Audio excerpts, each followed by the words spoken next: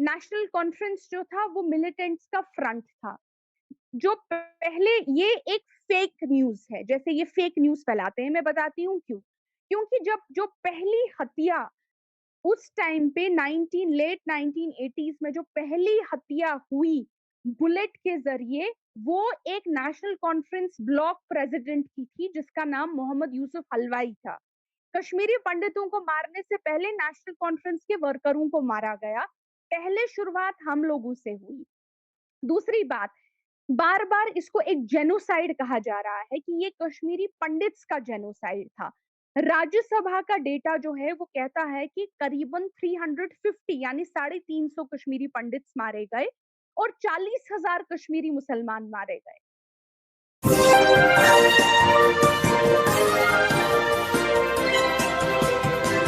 ये मुद्दा गरमाया गया, जानबूझ करके बहस बनाई गई ताकि जी, हिंदू मुस्लिम कहीं न कहीं से हो।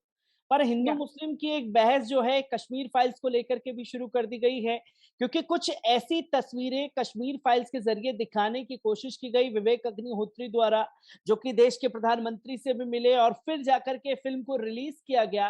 असल में जो कश्मीर फाइल्स को लेकर के एक झूठा प्रोपेगेंडा बनाने की कोशिश की गई, कश्मीरी पंडितों के कश्मीरी मुसलमानों के साथ अब किस तरीके के हालात हैं और कितनी मदद जो है सरकार की तरफ से कश्मीरी पंडितों के लिए की गई है।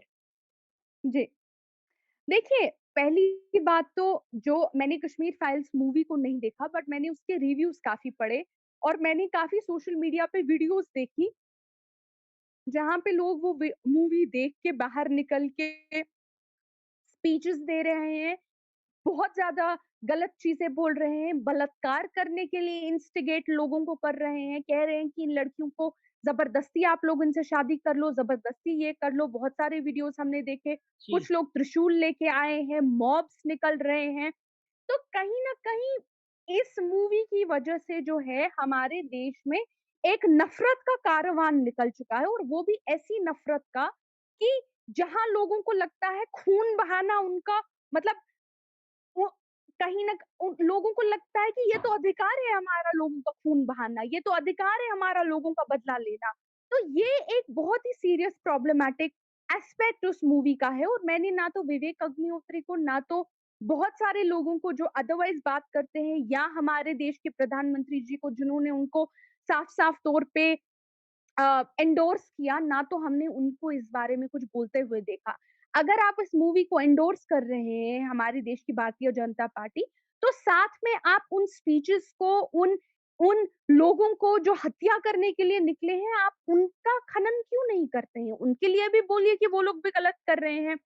अब जहाँ तक बात आती है कश्मीर फाइल्स की, देखिए, जिस टाइम पे बहुत सारी चीज़ें हैं जिससे मैं डिसएग्री करती हूँ, जहाँ तक मैंने उसके रिव्यूज़ पढ़े। पहली बात, वो कहते हैं कि नेशनल कॉन्फ्रेंस जो था वो मिलिटेंट्स का फ्रंट था।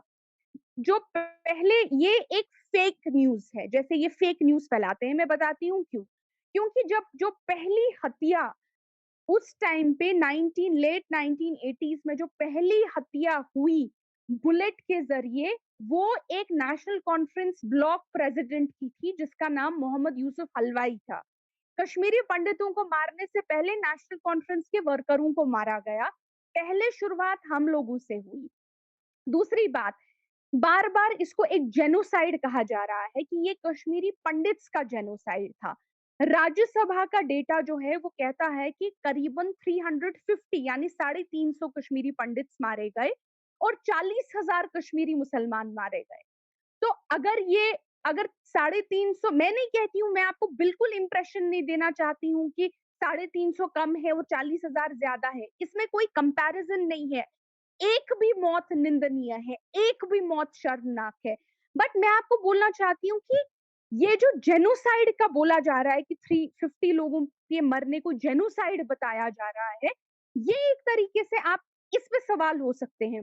ये कहना और साथ में कि उस टाइम पे हालात कैसे बने? उस टाइम पे हालात ऐसे थे कि कश्मीरी मुस्लिम्स जो थे करीबन 40,000 कश्मीरी मुसलमानों को मौत के घाट उतारा गया।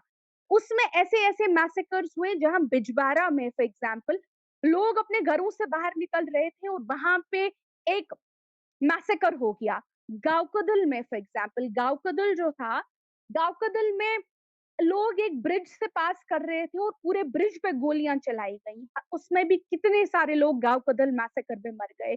तो ये कहना कि सिर्फ एक कम्युनिटी ने सफर किया, ये प्रॉब्लमैटिक है और ये प्रोपेगेंडा है। कश्मीर में उस टाइम पे 40,000 कश्मीरी मुस्लिम्स मारे गए और ये डेटा भी एक्चुअली ऑफिशियल फिगर है, और अनऑफिशियल फिगर इससे बहुत ज्यादा बताया जाता है। और मरने वालों में से मेरे ग्रैंडफादर भी थे, उनको भी गोली मार दी गई थी। अगर नेशनल कॉन्फ्रेंस की बात करते हैं, नेशनल कॉन्फ्रेंस जो थी, हम लोगों ने जब कश्मीरी पंडित्स को जब कश्मीरी पंडित्स यहाँ से निकले, उस टाइम पे नेशनल कॉन्फ्रेंस जो थी, मैं आपको याद दिला दूं, सरकार में नहीं थी। हम लोगों ने ऑलरेडी इस्तीफा दे दिया था, नेशनल कॉन्फ्रेंस की गवर्नमेंट नहीं थी। यहाँ पे गवर्नमेंट थी गवर्नर जगमोहन की, प्रेसिडेंशियल रूल था, और स्टेट जो थी डायरेक्टली दिल्ली से कनेक्टेड, दिल्ली के अंडर रूल करती थी। और दिल्ली में सरकार किसकी थी? दिल्ली में सरकार थी वीपी सिंह की। और वीपी सिंह के समर्थन में कौन थे? वीपी सिंह के समर्थन में थे भारतीय जनता पार्टी।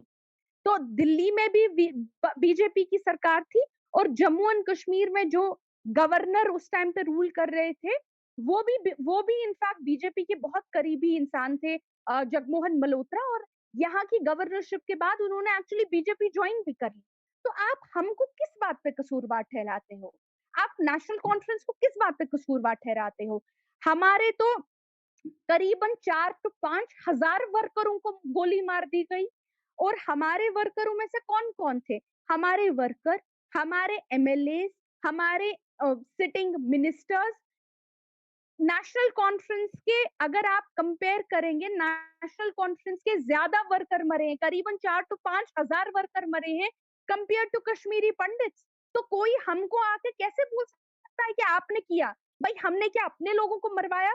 हमने क्या अपने 5,000 घरों को उजड़वाया? हमने क्या? और 5,000 लोग तो हमारे मर गए हैं।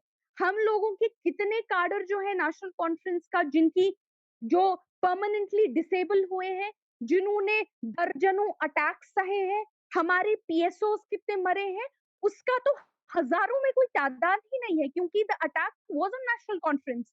तो ये कहीं ना कहीं झूठ की राजनीति है। आप हम लोगों को इस वजह से टारगेट कर रहे हो क्योंकि आप कहीं ना कहीं बीजेपी को एक एज देना चाहते हो पॉलिटिकल पार्टी में। आप सच नहीं बोल रहे हो। आप क्या कर रहे हो? आप पॉलिटिकल प्रोपेगेंडा कर रहे हो, आप इलेक्शन कैंपेनिंग कर रहे हो। क्योंकि अगर आप सच बोल रहे होते तो आप कश्मीरी मुसलमानों की हजारों लाशों को भी दिखाते, आप कश्मीरी सिख्स की मैसेकर छठी सिंह पोरा को भी दिखाते, आप नेशनल कॉन्फ्रेंस के हजारों मरे हुए वर्करों को भी दिखाते, आप वो भी दिखाते कि उस टाइम पे एडमिनिस्ट्रेशन और गवर्नेंस जो थे वो आपकी अपनी थी।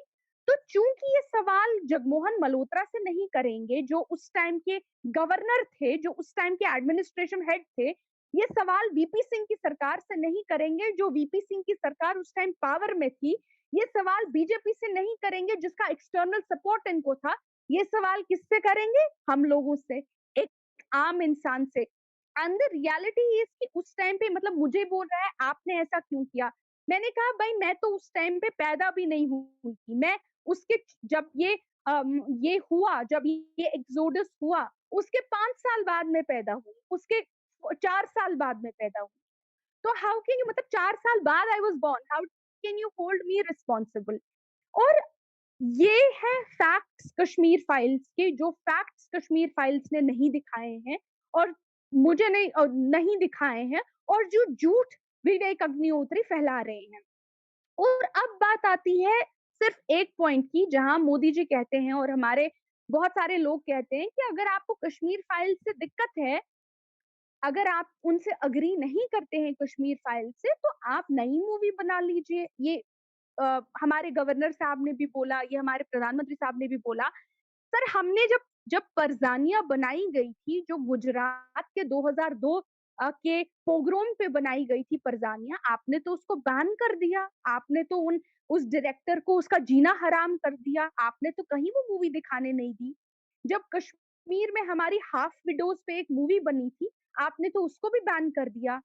जब बहुत सारी मूवीज बनती हैं, जैसे बहुत सारी मूवीज जो जैसे एक दलितों के अत्याचार पे बरती हैं, विद्रोह, आप तो उन मूवीज़ को बैन विद्रोह। कर देते हैं। आपने तो कितनी सारी हमारी मूवीज़ को बैन कर दिया है। जब गुजरात के 2002 पे मूवी बनती है, उसको बैन कर देते हैं। जब कश्मीर की हाफ विडोज़ पे मूवी बनती है, उसको बैन कर देते हैं।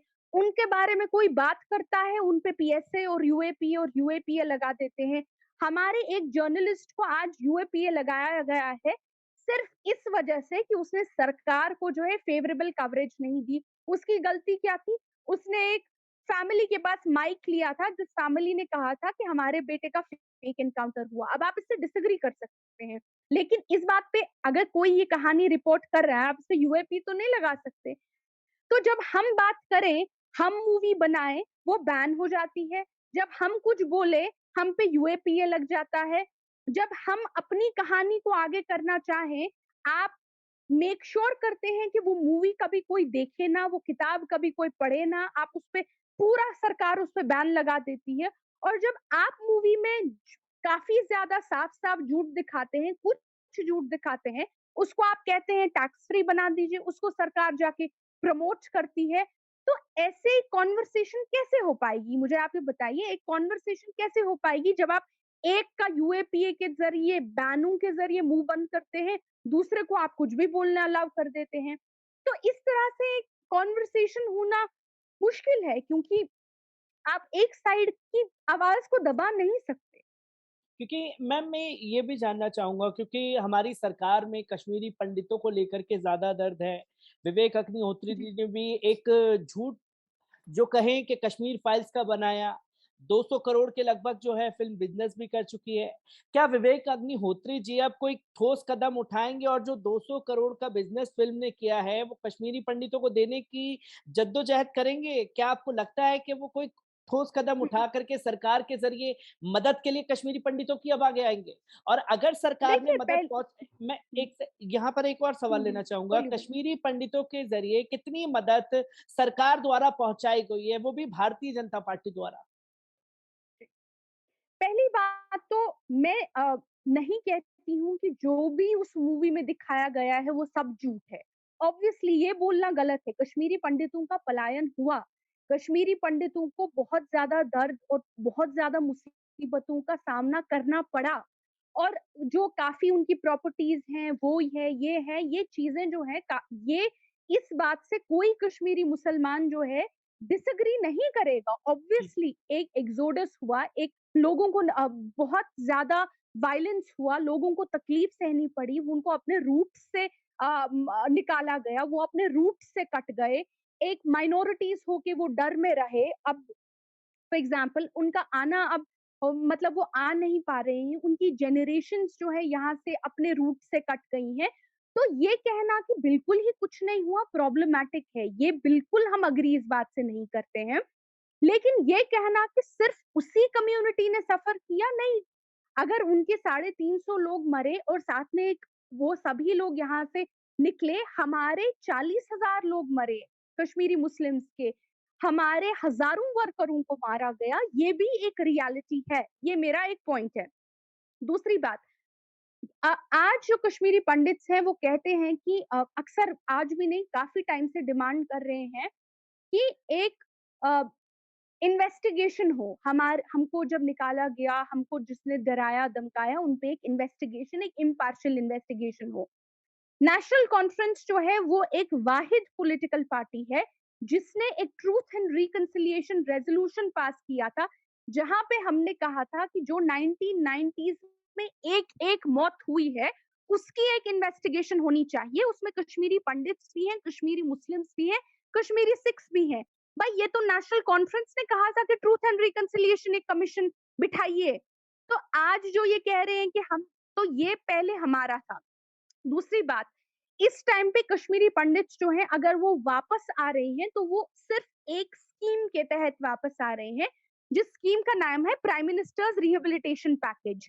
प्राइम मिनिस्टर्स रिहेबिलिटेशन पैकेज जो थी वो कांग्रेस ने मनमोहन सिंह जी की सरकार में लाई थी, जहाँ पे कश्मीरी पंडित्स जो आना चाहते थे, उनको नंबर 1 एक गवर्नमेंट जॉब दी जाती थी, नंबर 2 एक रहने के लिए एक डिसेंट जगह दी जाती थी। ये चीज़ भी कांग्रेस ने लाई थी और कांग्रेस जो उस टाइम पे नेशनल कॉन्फ्रेंस के कोएलिशन पार्टनर्स थे।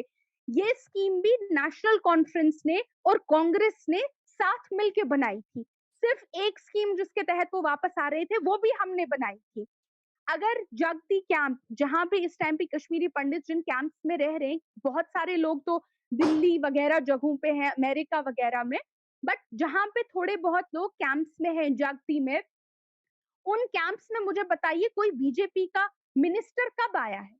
मुझे बताइए कि हमारे देश में prime minister, governor, home minister, defence minister, कोई भी मिनिस्टर जो बीजेपी के हों, जो कश्मीरी पंडित्स की पेन पे एक प्रोपेगेंडा करते हैं, मुझे बताइए when was the last time they came? वो कब आए थे? जो कश्मीरी पंडित्स थे, जो तीसरी बात, कश्मीरी पंडित्स जो थे हमारे टाइम पे जब नेशनल कॉन्फ्रेंस की गवर्नमेंट थी, जब हम लोगों ने ये स्कीम लाई और हम लोगों ने एक आउटरीच प्रोग्राम स्टार्ट किया कश्मीरी पंडित्स के वापस आने के लिए, और इनफैक्ट हमारी गवर्नमेंट ने करीबन 4,000 कश्मीरी पंडित फैमिलीज को वापस लाया। एक रिकंसिलिएशन का प्रोसेस जो है वो शुरू हो गया था, नेशनल कॉन्फ्रेंस गवर्नमेंट ने उसको शुरू किया था। आज जब बिंद्रो जी, जिनको जो 1990s के उस डरावने एपिसोड के बाद भी यहाँ पे रहे, आज अगर बिंद्रो जी की हत्या हो गई, अगर बिंद्रो जी शहीद हो गए, तो किसके गवर्नेंस के अंडर शहीद हो गए? नेशनल कॉन्फ्रेंस के या नरेंद्र मोदी जी के? ये भी तो सवाल कीजिए ना। आज जब कश्मीरी पंडित रिसेंटली बिंद्रो जी के डेथ के बाद बहुत सारे कश्मीरी पंडित एक्चुअली भाग के निकल गए, जो बहुत सारी मीडिया हाउसेस ने रिपोर्ट भी किया था, जिसको सेकंड एक्सोडस कहा गया था। वो नेशनल कॉन्फ्रेंस के अंडर हुई या बीजेपी गवर्नमेंट के अंडर हुई? वो तो आर्टिकल 370, तब तो, आज तो आर्टिकल 370 नहीं था। तो किसी, अगर ये नहीं कहिए कि किसी भी गवर्नमेंट ने कभी कुछ नहीं किया है। नेशनल कॉन्फ्रेंस की गवर्नमेंट ने काम किया, नेशनल कॉन्फ्रेंस की गवर्नमेंट ने स्कीम्स लाई, नेशनल कॉन्फ्रेंस के जो हमारे माइनॉरिटी कश्मीरी पंडित लीडर्स हैं, जैसे योगी जी, जैसे अमित कौल जी, जैसे बड़े-बड़े जो हमारे लीडर्स हैं, वो जागती में कब, आज पता नहीं कितने सालों से जागती में काम कर रहे हैं, अलग-अलग कैंपों में काम कर रहे हैं, राशन बाँट रहे हैं, सारा काम कर रहे हैं। आपने कब किसी बीजेपी के किसी भी जो आग और दंगा भड़काने में लगे हुए होते हैं, आपने कब इनमें से किसी को उस कैंप में देखा है काम करते हुए? वहाँ राशन देते हुए देखा है, वहाँ कोई काम करते हुए देखा है? ये तो कश्मीरी पंडितों के नाम पे सिर्फ अपनी सियासी रोटियां चमका रहे हैं। ये तो सिर्फ उनके नाम पे उनकी कहानियों को बेच के अपनी पॉलिटिक्स बना रहे हैं। तो अगर, जी, जी, मैम मैं एक आखिरी सवाल भी आपसे यहाँ लेना चाहूँगा क्योंकि कश्मीर फाइल्स का जैसे ही ज़िक्र आया तो तमाम बीजेपी शासित राज्यों ने टैक्स फ्री कर दी और सरकारों पर प्रेशर देने की कोशिश की गई कि आप टैक्स फ्री करें और जो तस्वीर निकल कर के सामने आई कश्मीरी फाइल्स देख कर के जो लोग निकल रहे हैं, वो खुले तौर पर नरसंहार के लिए लोगों को उकसा रहे हैं। जो कि तस्वीर देखने को मिली उत्तर प्रदेश के नूरपुर से, जहाँ कश्मीर फाइल्स देख कर के कुछ हिंदू दोस्त आ रहे थे, उन्होंने मुस्लिम दोस्त को पीटना शुरू कर दिया। जी। और इसके बाद आज ही तस्वीर दिल्ली से सामने आती है कि को होटल ने सिर्फ इसलिए रूम नहीं दिया क्योंकि वो कश्मीरी था। जो समस्याएँ इस फ़िल्म को देखने के बाद लोगों के दिलों में बढ़ेंगी, उसे कैसे रोका जाएगा और उसे कैसे देखती हैं? देखिए, इन समस्याओं को रोका जाएगा सच बोलने से, कि जो उस टाइम पे मिलिटेंट्स थे या टेररिस्ट थे, जिन्होंने उस टाइम पे गन्स उठाए और जिन्होंने उस टाइम पे मिलिटेंसी की वजह से बहुत लोगों को मारा, उनमें से तो 20,000 मिलिटेंट्स को मारा गया। तो ये जो सवाल आता है कि जिन्होंने कश्मीरी पंडितों को डराया, यहाँ से निकाला, उनके खिलाफ कभी कोई प्रोसिक्यूशन नहीं हुआ, उनके खिलाफ जो है कभी कोई कार्रवाई नहीं की गई, ये सरासर झूठ है। अगर आपके अगर ये सरासर झूठ है, यहाँ पे करीबन जो गवर्नमेंट का अपना डेटा है, अगर गवर्नमेंट का जो अगर कश्मीरी पंडित्स की जो है, अगर उनकी ही बात को बिना इन्वेस्टिगेशन के मान लेते हैं, अगर 2 मिनट के लिए उन्हीं की बात को मान लेते हैं कि उनको जी मिलिटेंट्स ने डराया, धमकाया, जो वो कहते हैं। अगर हम आप ही की बात को मानते हैं, आप ही की सरकार तो कहती है कि 20,000 मिलिटेंटों को 1990s में गोली मार दी गई। तो जहाँ 20,000 लोगों को गोली मार दी जाती है, वहाँ पे फिर आप कैसे कहते हैं कि सरकार ने कोई कदम नहीं उठाया और सरकार ने किसी को सज़ा नहीं दी? सज़ा तो तब देते हैं जब आपकी पे एक अ, प्रॉपर ट्राइब्यूनल बैठता है। यहाँ पे तो गोलियाँ मारी गई लोगों को, जो मिलिटेंट थे, एनकाउंटर्स हुए, एनकाउंटर्स में सबको मारा गया। तो ये कहना कि किसी को सज़ा ही नहीं मिली, सभी खुलेआम घूमते थे, सभी खुलेआम रहे, आप ये सरासर झूठ है। यहाँ पे लोगों की लाशें बिछाई गई, ये बोल के कि ये लोग मिलिटेंट्स हैं, इन्होंने किया। Thousands of people were killed. तो ये कहना कि किसी को सज़ा नहीं मिली इसलिए अब हम आम कश्मीरियों को मारते हैं, आम कश्मीरियों को पीटते हैं, उनको सज़ा देते हैं, ये प्रॉब्लमैटिक है। आपको झूठ बताया गया है कि किसी को सज़ा नहीं मिली। आप डेटा चेक करिए। और दूसरा आपका पॉइंट है कि इसको कैसा रोका जाए? शायद आप इसको ये समझ के रोक सकते हैं, ये समझ के अगर हमारे देश की अवाम और जनता ये समझे कि अगर किसी ने अ, उस टाइम पे कम्युनल वायलेंस किया, अगर किसी ने उस टाइम पे दंगे भड़काए, हम लोगों ने वो लोग जो हैं जेल गए, वो लोग जो हैं उनको सज़ा मिली। हम लोगों ने जम्मू और कश्मीर की अवाम ने कभी उन लोगों को इलेक्ट नहीं किया। हम लोगों ने उनको गवर्नमेंट नहीं बनाया। हम लोगों ने उनको चीफ मिनिस्टर नहीं बनाया। हम लोगों ने जिन-जिन लोगों को चीफ मिनिस्टर बनाया यूजुअली एक क्लीन रिकॉर्ड के तहत बनाया। उन्होंने कभी कुछ दंगे नहीं किए थे, इस तरह के काम नहीं किए थे, वो प्रो पीस थे। अगर हमने मतलब अक्सर ये लोग कहते हैं आप यासीन मलिक जो है उन्होंने किया, बिट्टा कराटे जो है उन्होंने किया। भाई सवाल तो ये है ना कि क्या यासीन मलिक को किसी ने वोट दिया? कि यासीन मलिक को किसी ने वोट दे के चीफ मिनिस्टर बनाया? क्या बिट्टा कराटे को किसी ने वोट देके चीफ मिनिस्टर बनाया? समर्थन जब आप कहते हैं कि यहाँ के लोगों का समर्थन था, अगर हमारे लोगों का समर्थन होता तो वो भी भाई सरकार में बैठे होते, असेंबली यासीन मलिक ने भी बनाई होती, बिट्टा कराटे ने भी बनाई होती। तो इसीलिए ये समझने की ज़रूरत है कि यहाँ के जो भी हर कम्युनिटी जो होती है, उसमें एक्सट्रीमिस्ट होते हैं, उसमें अपने एक्सट्रीम एलिमेंट्स होते हैं, लेकिन क्या उसको कम्युनिटी का समर्थन होता है, वो पता चलता है, क्या उन पे प्रोसिक्यूशन हुआ और कहीं न कहीं क्या उनको इलेक्ट किया गया, क्या उनको सरकार में बिठाया गया, क्या उनको शासन में बिठाया गया।